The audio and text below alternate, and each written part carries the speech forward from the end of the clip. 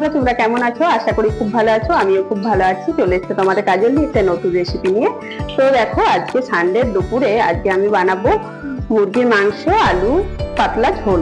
তো চলো, কি কি লাগবে সেটাই রেসিপিটা আপনাদের সঙ্গে পুরোটাই শেয়ার করব। দেখো, আলু দিয়ে মুরগির মাংসের ঝোল পাতলা করে রান্না করার জন্য কি কি মশলা নিয়েছি। এখানে কিছুটা আমি রসুন নিয়ে নিয়েছি, এখানে একটু আদা নিয়ে নিয়েছি, এখানে একটু পেঁয়াজ নিয়ে নিয়েছি, আর এখানে নিয়ে নিয়েছি আমি দুটো শুকনো লঙ্কা, একটা কাঁচা লঙ্কা নিয়ে নিচ্ছি, কিছুটা জিরে।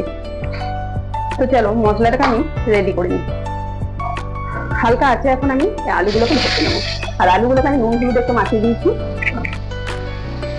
তো হালকা আছে, এগুলো ভাজা হোক, তাতে আমি মশলাটাকে রেডি করবো। এখানে কিন্তু আমার আলুগুলো ভাজা হয়ে গেল। এখন আমি আলুগুলোকে তুলে নেবো।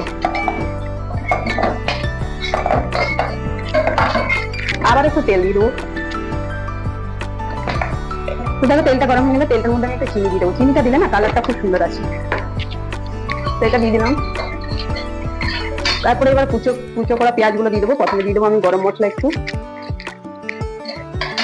তারপর দিয়ে দেবো দুটো তেজপাতা,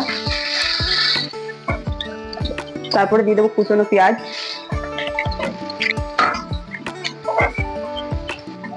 ওইগুলা সুন্দর করে লাল করে ভেজে নেবো। তো দেখো, এখানে কিন্তু পেঁয়াজগুলো আমার লাল হয়ে গেছে।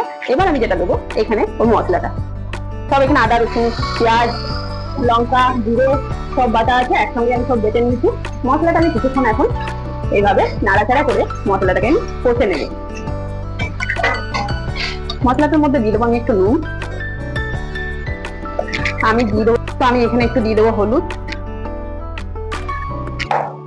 তো চলো মশলাটাকে একটু নাড়াচাড়া করে নেবো। মশলাটা যখন সুন্দর করে তেল ছেড়ে আসবে তখন জানবো মশলাটা আমার রেডি হয়ে গেছে। কিছুক্ষণ এইভাবে আমি একটু নাড়াচাড়া করে নেব। তো দেখো, এখানে কিন্তু মশলাটা আমার রেডি হয়ে গেছে। এবারে যে নুন হলুদ আর জিরে আর তোমার একটু টমেটো কুচো একটু পেঁয়াজ কুচো দিয়ে এটাকে আমি ম্যারিনেট করে রেখেছিলাম। এই মাংসটা আমি এখন মশলাটার মধ্যে দিয়ে দেবো। এখানে আমার মাংস আছে 1 কিলো। মাংসটা দিয়ে আরো কিছুক্ষণ আমি এটাকে কষে নেব।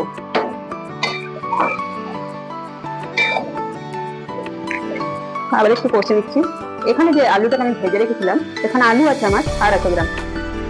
আলুটাকেও আমি এখানে দিয়ে দেবো।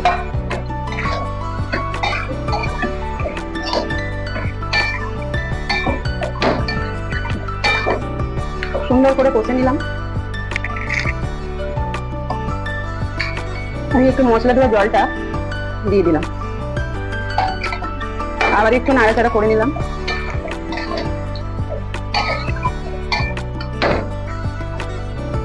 তো চলো বন্ধুরা, দেখি মাংসটা কত দূর কি হলো।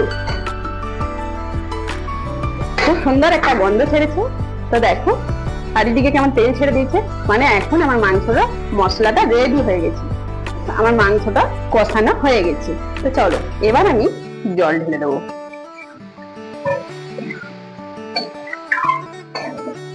তো এখানে একটু নাড়াচাড়া করে আবারও আমি কিছুক্ষণের জন্য ঢাকা দিয়ে রেখে দেবো।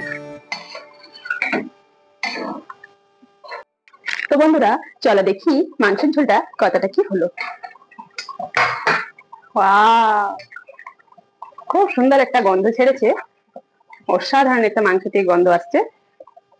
আমার ছেলে তো আবার বলছে, মা আমার গন্ধতে খিদে পেয়ে গেছে, তাড়াতাড়ি রান্নাটা করো। তা এখন কিন্তু আমার মাংসের ঝোলটা রেডি। এখন আমি দিয়ে দেবো একটু গরম মশলা।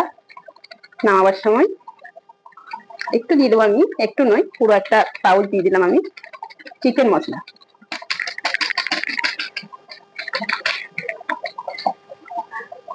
তো এটা রবিবারে দুপুরে ছুটির দিনে সাদা ভাত দিয়ে কেমন লাগবে? আলু দিয়ে পাতলা মুরগির মাংসের ঝোল। আমার রেসিপিটা আপনাদের কেমন লাগলো অবশ্যই কমেন্ট করে জানাবেন। আর যারা নতুন আছে তারা ভিডিওটাকে সাবস্ক্রাইব করে দেবেন নতুন নতুন ভিডিও পাওয়ার জন্য। আর যারা পুরনো বন্ধু আছে তারা ভিডিওটা বেশি বেশি করে শেয়ার করবেন। Tata, bye bye.